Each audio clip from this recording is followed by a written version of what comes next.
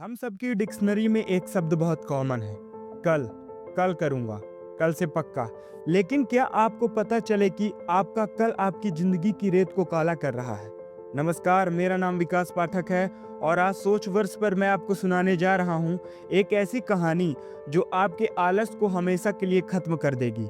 आइए सुनते हैं समय का सौदागर। एक गांव में वेदांत नाम का एक टैलेंटेड लड़का रहता था। उसके बड़े बड़े सपने थे, लेकिन उसकी एक बहुत बुरी आदत थी, हर काम को कल पर टालना। आज बहुत थक गया हूँ, कल से पक्का शुरू करूंगा, यही उसका तकिया कलाम था। एक शाम वेदांत जंगल के रास्ते घर लौट रहा था कि अचानक उसे एक पुरानी रहस्यमय दुकान दिखाई दी। उस दुकान पर कोई बोर्ड नहीं था, बस बाहर एक छोटी सी लालटेन जल रही थी। उस उत्सुकतावश वेदांत अंदर चला गया। दुकान के अंदर एक अजीब सा सन्नाटा था। वहाँ एक बूढ़ा आदमी बैठा था, जिसके पास घड़ियों की जगह सैकड़ों शीशे के आवर ग्लास रखे हुए। हर जार में एक खास तरह की चमकती हुई रेत गिर रही थी। वेदांत ने पूछा, बाबा ये कैसी रेत है और हर जार का आकार अलग क्यों? बूढ़े ने अपनी गहरी आंखों से वेदांत को देखा और कहा, ये सिर्फ रेत नहीं है मेरे बच्चे, ये इंसानों की जिंदगी का बचा हुआ समय है, और वो जो कोने पे जार रखा है वो तुम्हारा है। वेदांत धीरे से उस जार के पास गया। उसने देखा कि जार के ऊपरी हिस्से में बहुत कम रेत बची थी और नीचे गिरी हुई सारी रेत पूरी तरीके से काली पड़ चुकी थी। ये नीचे वाली रेत इतनी काली और पत्थर जैसी क्यों है?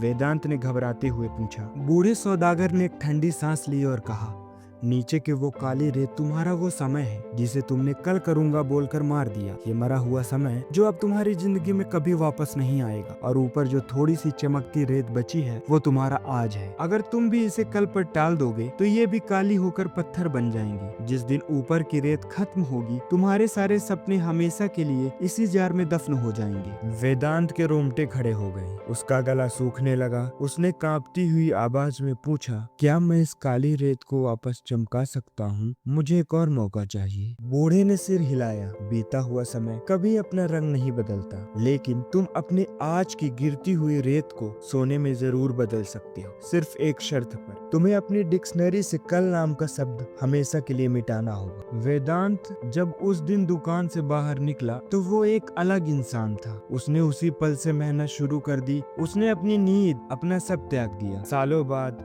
जब वेदांत एक बेहतर, कामयाब और अनुशासित इंसान बना तो वो उसी बूढ़े को धन्यवाद कहने वापस उसी जंगल में गया। लेकिन वहाँ कोई दुकान नहीं थी, सिर्फ एक खाली मैदान था। पर उसे सौदागर की वो बात हमेशा याद रही। समय के जार में कल नाम की कोई जगह नहीं होती, जो है वो बस आज है और अभी है। दोस्तों, हम सबकी जिंदगी में भी एक ऐसा ही जार रखा है जिसकी रेत बिना रुके लगातार गिर रही है। क्या आप भी अपने सपनों की रेत को कल का नाम देकर काला कर रहे हैं? याद रखिए, समय की असली कीमत वो नहीं जो बीत गया, बल्कि वो है जो इस वक्त आपके हाथ में है।